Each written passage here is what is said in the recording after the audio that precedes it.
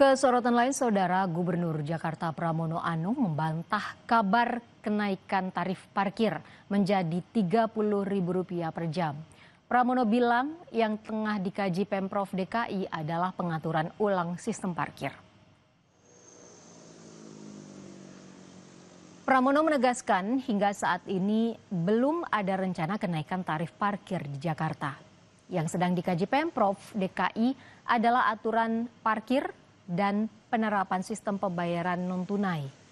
Sebelumnya, rencana kenaikan tarif parkir digaungkan Dinas Perhubungan DKI Jakarta sebagai upaya menekan kemacetan.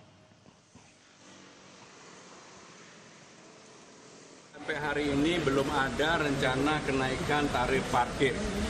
Sehingga apa yang disampaikan, saya nggak tahu siapa yang menyampaikan itu tidak benar.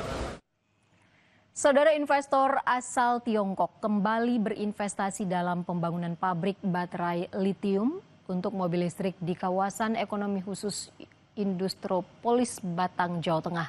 Investasi ini diharapkan bisa menyerap 1.000 pekerja lokal di tahap pertama.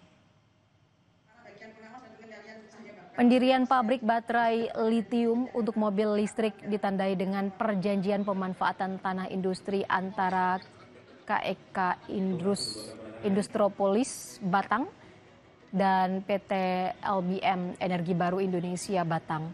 Investasi tahap pertama senilai Rp1,5 triliun ini akan dibagi dalam 3 fase pengembangan.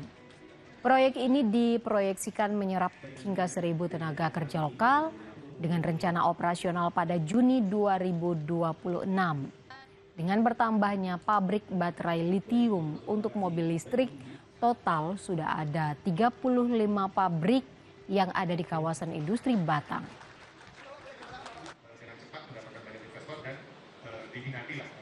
Untuk penerbangannya itu Batang ini kan proyek strategis nasional. Jadi memang ada beberapa instrumen hukum regulasi yang diberikan kepada Batang sehingga bisa cepat dibangun dan bisa langsung efektif digunakan lahannya. Gitu ya. Jadi kemudian rumah makan juga menjamur sama.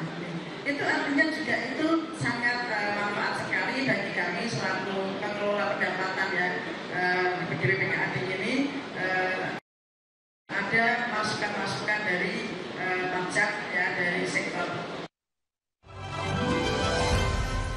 Assalamualaikum warahmatullahi wabarakatuh. Salam sejahtera bagi kita semua. Om Swastiastu, Namo Buddhaya, salam kebajikan, Rahayu. Saya Anang Supriyatna, Kepala Pusat Penerangan Hukum Kejaksaan Agung, mengucapkan selamat hari jadi yang ke-14 untuk Kompas TV.